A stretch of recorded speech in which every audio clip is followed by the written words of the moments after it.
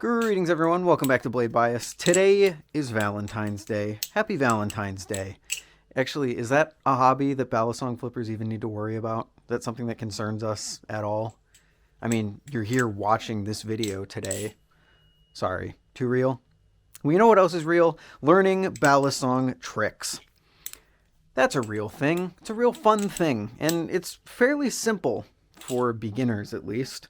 Because there comes a certain point where you want to stop learning the singular named tricks. You know, your Zen rollovers, your fans, your behind the eight balls. Things of that nature where the tricks become less about the individual trick that you're doing and they become more advanced. And it's at that step in the process that the current Balisong community infrastructure kind of crumbles, right? Big Flips really has the named tricks.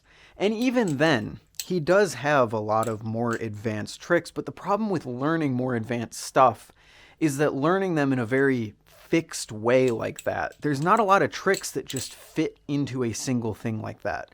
It's something that I've seen discussed a lot from the higher tier flippers in the community, where there's really no way to kind of classify the way that the high tiers are flipping. There's no sort of notation, you know, widely accepted notation at least, to say, okay, here's what this combo is, or here's what he's doing. There's no there's really no tutorials for some of the tricks that these people are doing, because they're putting all of their time into flipping and getting better at flipping. And I'm not blaming them for that at all, but that is the reality of the situation. So the natural question in a situation like that must become, well, how do I continue to learn beyond just the beginner and intermediate tricks that I can learn kind of on their own? Because, like I said, when you're a beginner, it's pretty easy to learn stuff.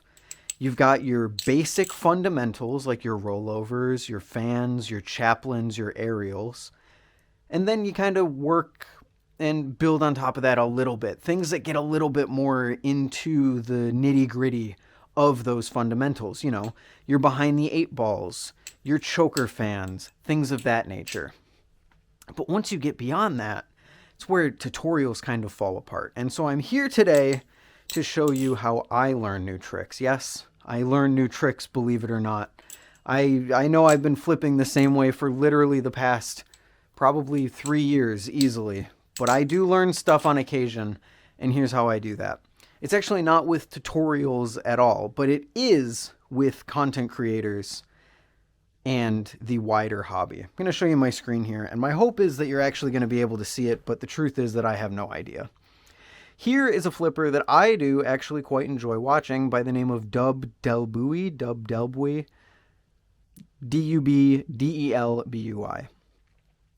And he's doing a pretty cool combo on his story. Wow, that looks awesome.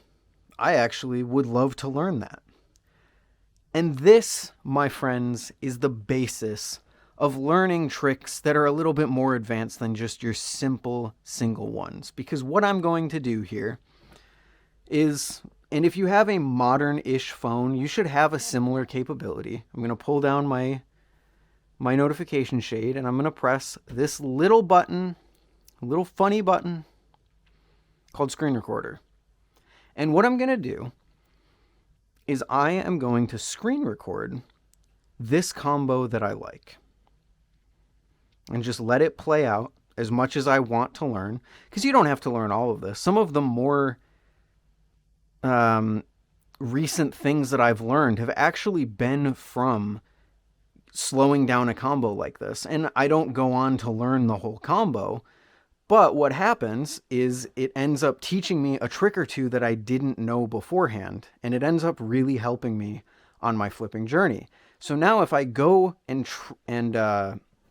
traverse to that screen recorder that I have here, what I can do is, at least on my phone, I can edit this video and I can slow it down.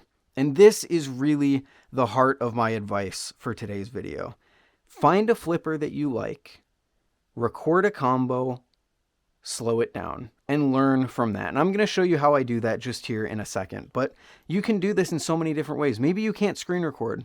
Well, it wouldn't hurt to try reaching out to the person that you're trying to learn from and see if they have any tips. See if they'd even be willing to provide you with the recording of what they're doing so that you can use it to learn, because this is a really, really powerful tool that you can use.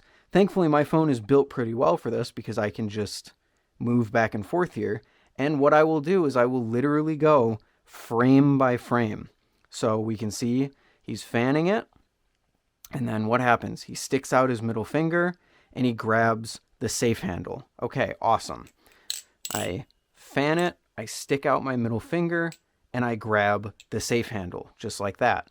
And then once he grabs the safe handle, he brings the whole balisong around into a whip rollover. Great, I can do that. Bring the whole balisong around into a whip rollover. And don't be afraid of going slow and taking it just step by step for that.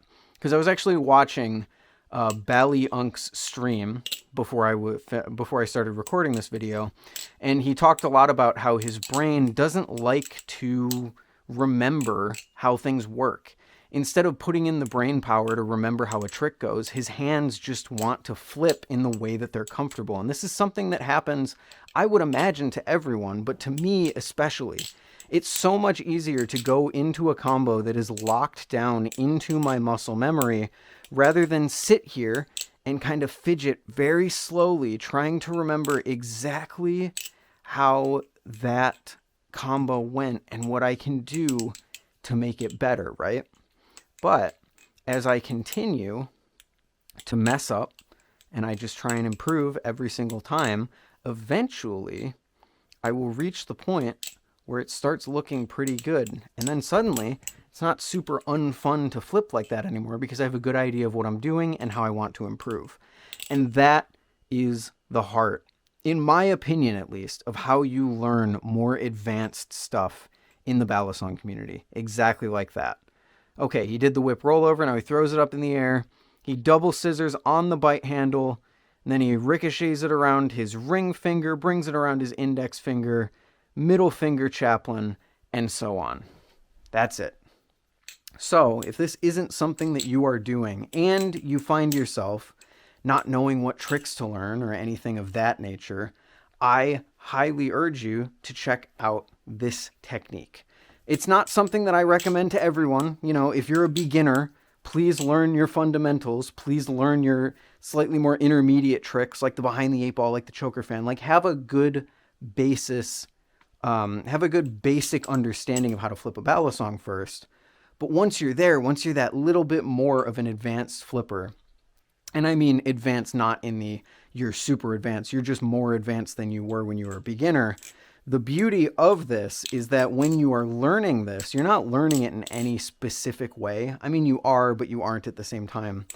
Because every time that you learn something in a combo like this, you can learn the whole combo, yes, but you can also just learn a specific part of it